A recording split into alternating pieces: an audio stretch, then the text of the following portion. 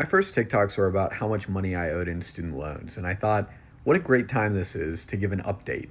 My total balance as of April 30th, 2026 is $454,053.55. Because of interest, this number increases by about $62 every day, and you can see that my income-based repayment has me paying $73 per month. My first video about this was made 5 months ago, and today's number is $10,000 higher than it was back then because of interest.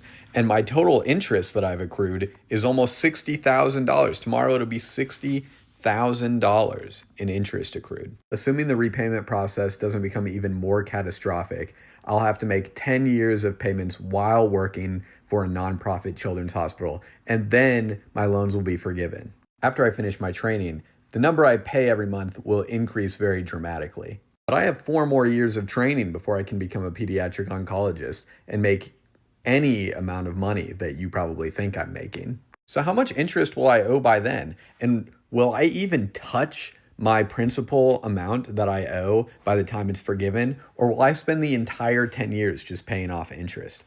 I haven't done the math to figure out yet, but I think it'll be close. I just had to recertify my income-driven repayment plan, which I've been on since I graduated grad school in 2017. So it's been almost 10 years. And last year I actually went back to school half-time to community college so that I could stop paying my loans. Last year when I went back to school were $94 a month. I just didn't want to pay any more money to this administration. I was like, I'm good. They're all federal. And so basically I still pay $94 a month. I just pay that to the college. Like that's what it works out at kind of over the year, or it's like it works out at like $100 a month. So I I'm not taking more loans.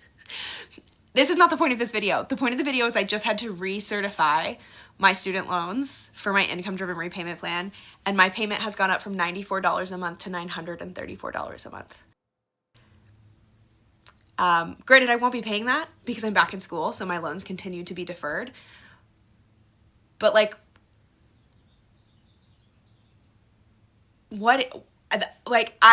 I don't even have words for what are you expecting to happen to the capitalist society we live in? You expect my payments to go up times 10, right?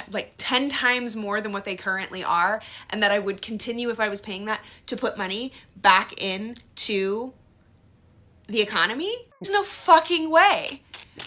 I'm now 12 years out of law school, and throughout my life and my career, I have a lot of regrets.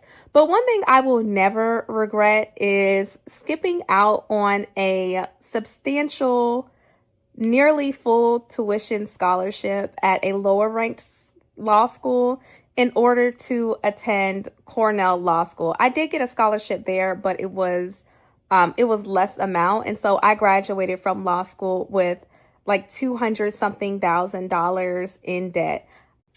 The education at the other school, I'm sure, would have been great.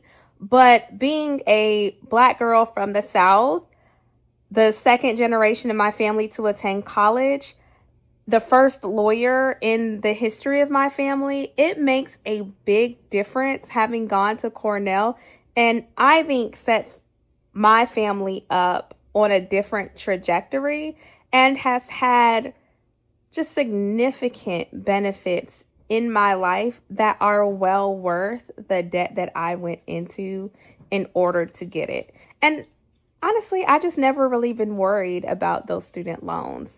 I pay them, of course, but for me and my family, without connections, without any sort of pedigree or privilege, I absolutely 100% think it was worth it.